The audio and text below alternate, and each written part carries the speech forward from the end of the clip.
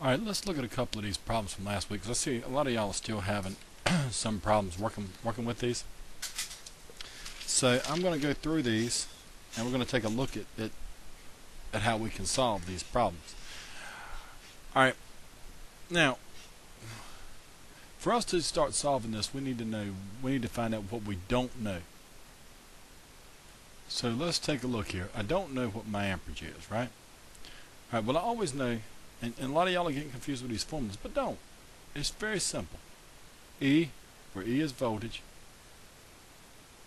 over IR. Okay? So it tells me that anything I cover up, I'll know the other two. So if I go back and look at this, I can say that voltage is going to be equal to amperage times resistance. Okay? Alright. Resistance will be equal to resistance here is going to be equal to voltage divided by amperage. Voltage divided by amperage. And then amperage is going to be equal to voltage divided by resistance. So you can derive those three formulas from this pi right here that we call Ohm's law.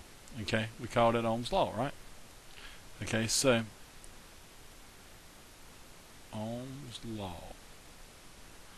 Okay, so if we know those Ohm's law, we can pretty much solve the majority of this. We do have to know a few other rules. Okay, so let me erase some of this stuff and we'll get started talking about the problem. Alright, so what we got to do is we got to ask ourselves, one, we don't know what the total amperage is in this circuit, so that's something that we've got to question. So now, but I do know my total voltage is 12 volts, right? So I can use that Ohm's law pi right here, but I don't know what my total resistance is, right? If I knew my total resistance, I could divide 12 on my total resistance and get my amperage here. I'm still using Ohm's law.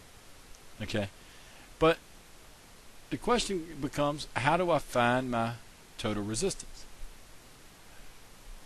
Well, I've got to use some of my formulas, and there were 5 methods that we talked about, I think it was back in chapter 5, of finding our total resistance. Okay, and let's just briefly talk about those things once again. Basically the first one now. The first one says if all values are equal,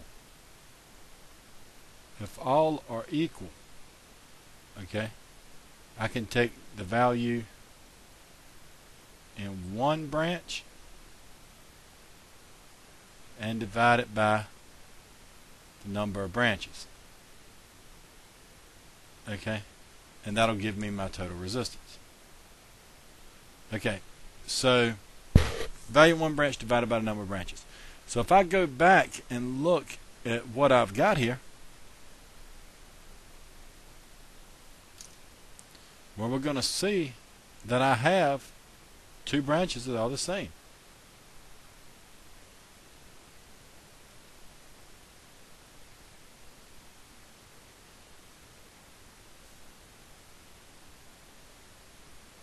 Right here, right? 4 ohms and 4 ohms. So what I want to do is combine those. So in other words, right now I'm kind of confused as to how much resistance is in this entire circuit, because I've got a 2 ohm resistor in series with these 2 4 ohms. So what I want to do is kind of take this, and really, when all is said and done, what I would like to have, if this thing would work for me, is I'd like to simplify this problem to where I get something like this.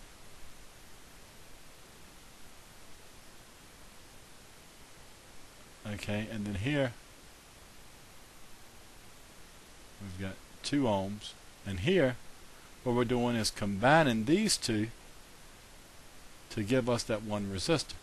Now I can do that because, like I said from the first one, if I know the value of one resistor,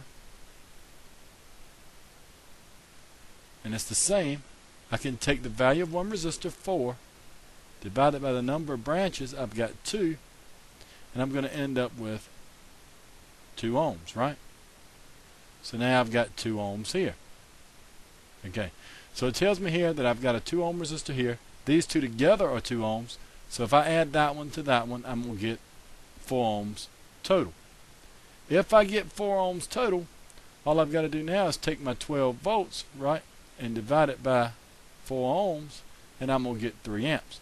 And so then the correct answer down here would have been 4 ohms, 3 amps. A few of y'all did get that. Okay. I know some of the stuff can get confusing, but just try to bear with it as we'll go through it. All right.